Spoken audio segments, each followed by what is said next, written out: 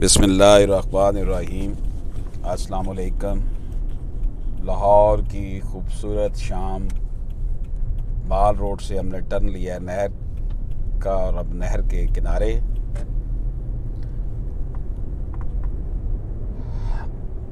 آج کا ہمارا جو کویسچن ہے وہ کچھ اس طرح کا ہے کہ کس طریقے سے ہم جو ہے اس مہنگائی کا مقابلہ کر سکتے ہیں۔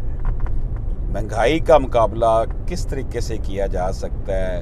دیکھیں، مہنگائی بہت زیادہ ہو چکی ہوئی ہے۔ بچوں کی خواہش ہوتی ہے وہ اچھا موبائل خریدیں، اچھے جوتے لیں، اچھے کپڑے پہنیں، اور والدین کے وسائل بڑے لمیٹڈ ہوتے ہیں، یا پھر جو نوجوان جو ہیں وہ خود روزگار ان کو مل جاتا ہے اور وہ پھر اپنی چیزیں وہ بنا سکتے ہیں۔ تو اس مہنگائی کا جو ہے وہ مقابلہ کس طرح کیا جا سکتا ہے؟ جی پیرزادہ صاحب، آپ کو اس حوالے سے انپٹ دیں۔ جی بہت شکریہ۔ اس حوالے سے میں یہی کہوں گا کہ اپنے وسائل کو ایک محدود کر لیا جائے۔ ظاہر سی بات ہے، خواہشات جو ہیں لامحدود ہیں۔ ہمارا دل چاہتا ہے کہ ہم یہ بھی لیں، اس کے بعد جب وہ چیز آ جاتی ہے ہم کہتے ہیں نہیں، اس سے کچھ بڑی چیز ہو۔ ٹھیک، ہم دیکھتے ہیں ایک دوسرے کی طرف، اور جو ہے پھر ہمارا بھی دل کرتا ہے کہ ہم بھی یہ چیز لیں۔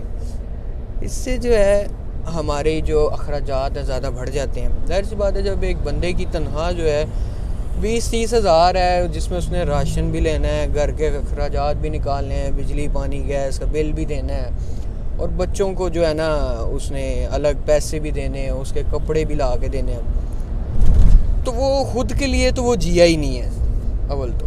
ٹھیک، اپنے بچوں کے لیے کر رہا ہے، اور اس کے لیے ہی جو ہے دور بھاگ کرتا رہتا ہے، ساری زندگی کرتا رہتا ہے۔ میرا کہنا ہے یہ کہ اپنی خواہشات کو محدود کریں تاکہ سمجھ آ سکے کہ زندگی گزارنی کیسے ہے۔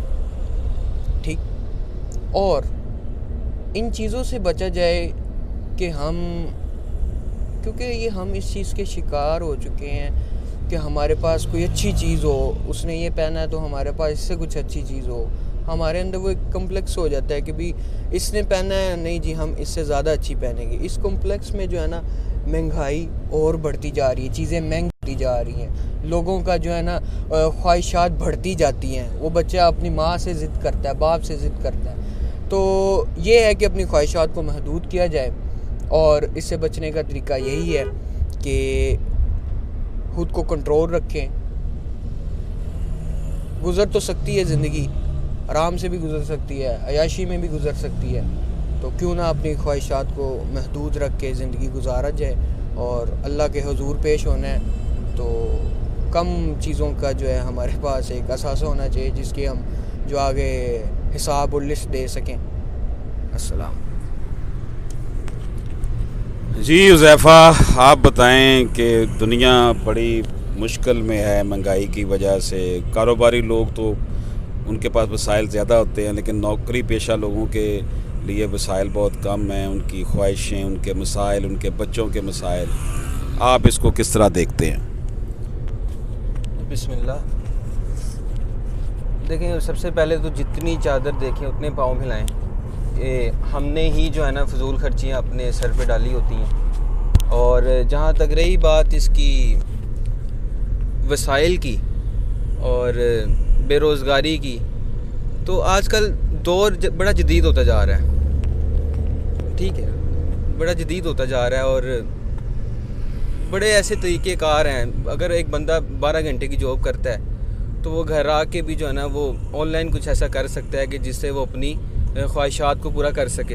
اب اگر اس کے جو بچے ہیں وہ کوئی ضد کرتے ہیں تو اس کے لیے وہ اوور ٹائم کر سکتا ہے۔ تو میرے خیال سے انسان کو اپنے دماغ کو جو ہے نا بروئے کار لاتے ہوئے اس کو یوٹیلائز کرتے ہوئے، اس کو یوز کرتے ہوئے بہت سے پہلو نکال لینے چاہیے، جس کی وجہ سے وہ کم از کم اپنے ارد گرد کے جو نیگیٹو وائبز ہیں اس بے روزگاری کی، اس کو ختم کر سکے۔ چلیں جی، اب مطلب یہی ہے کہ ایکسٹرا کام بندہ کرے تب ہی گزارا ہو سکتا ہے، لیکن हमारा दीन हमें कनात का सबक देता है और वो कहता है कि जनाब आप फजूल खर्ची से बचें, और फजूल खर्च को शैतान का भाई कहा गया है। और जिस तरह आपने कहा कि जितनी चादर हो उतने ही पाँव फैलाने चाहिए, तो ये बहरहाल इस वक्त हमारा मुल्क वैसे ही जो है कोरोना के बाद भी बड़े मसाइल हैं, तो यकीनी तौर पर महंगाई ने भी जो है वो लेकिन ये है कि इस वक्त सबसे ज़्यादा प्रॉब्लम ये है कि यूटिलिटी बिल्स इतने ज़्यादा हैं कि लोगों का किचन डिस्टर्ब। फिर पाकिस्तान की मोस्टली आबादी तो बेचारी किराए के घरों में रहती है, वो घर का किराया देना, और फिर एक और अज़ाब मोबाइल की शक्ल में हर बंदे के पास लग गया, उसका मोबाइल का ख़र्चा अलहदा से आ गया हुआ है।